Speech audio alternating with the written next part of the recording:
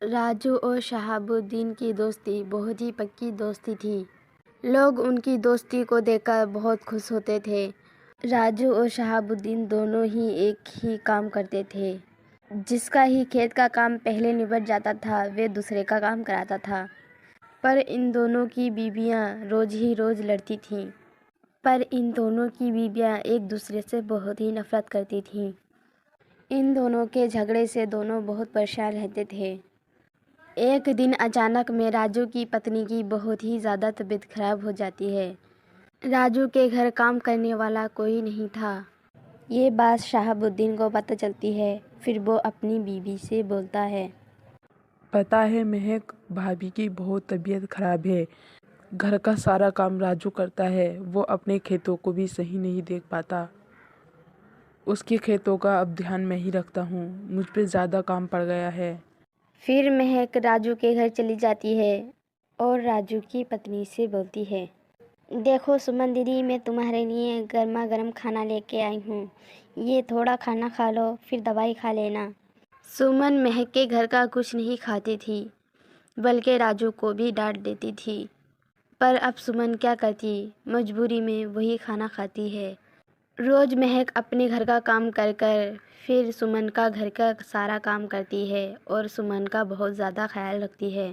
یہ سب دیکھ کر سمن کو اپنی کیے پہ بہت پچھتاوا ہوتا ہے اور سوچتی ہے، میں دھرم کے نام پہ ان لوگوں کو کتنا غلط سمجھتی تھی۔ یہی سوچتی تھی یہ مسلم ہیں، مجھے ان لوگوں سے کتنی چڑ ہوتی تھی۔ بس یہی سوچ کر یہ مسلم ہیں اور کچھ بھی نہیں۔ آج دیکھو میرے کام کوئی نہیں آیا بلکہ مہک ہی میرے گھر کا کام کر رہی ہے اور مجھے ٹائم پہ دوائی بھی دے رہی ہے۔ مہک پہلے سمن کا کام مجبوری میں کرتی تھی، اب اس کو کام کرنے سے ایک عجیب سی خوشی ملتی ہے۔ سمن کا خیال رکھنا اس کو بہت اچھا لگنے لگتا ہے۔ ایسے ہی دھیرے دھیرے دونوں کے بیچ کی جتنی بھی نفرتیں تھیں وہ ختم ہو جاتی ہیں اور سمن بھی اب ٹھیک ہو جاتی ہے اور اپنے گھر کا سارا کام کرنے لگتی ہے۔ ایک دو دن میں رمضان مبارک کا مہینہ لگ جاتا ہے۔ شہاب الدین اور مہک روزے رکھنے لگتے ہیں۔ پہلے ہی روزے کو افطاری سمن بنا کے لاتی ہے اور ان دونوں سے بولتی ہے، دیکھو میں تمہارے لیے افطاری بنا کے لائی ہوں اور تمہارا شکریہ بھی ادا کرنے آئی ہوں۔ مہک تم نے میرا بہت خیال رکھا، اس ٹائم پہ کوئی نہیں تھا میرے ساتھ، بس ایک تم ہی ہو جو تم نے میرا اتنا خیال رکھا ہے۔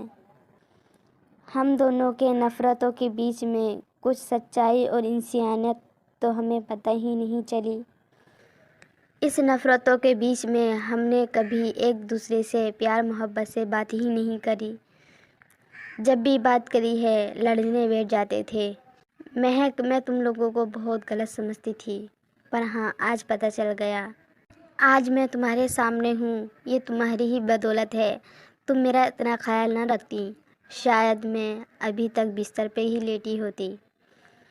جیسے شہاب الدین اور راجو میں دوستی ہے ایسے ہی دوستی کرنا چاہتی ہوں۔ ارے دیدی، اس میں تھینک یو بولنے کی کیا ضرورت ہے؟ یہ تو میرا فرض تھا، میرے ہی پاس کے لوگ پریشانی میں ہوں اور میں ان کی مدد نہ کروں، اس کا گناہ تو مجھے ملتا نا، اور میرا دل بھی بے چین رہتا۔ اب مہک اور سمن میں دوستی ہو جاتی ہے اور ساتھ میں سب لوگ افطاری کرتے ہیں اور خوشی خوشی رہنے لگتے ہیں۔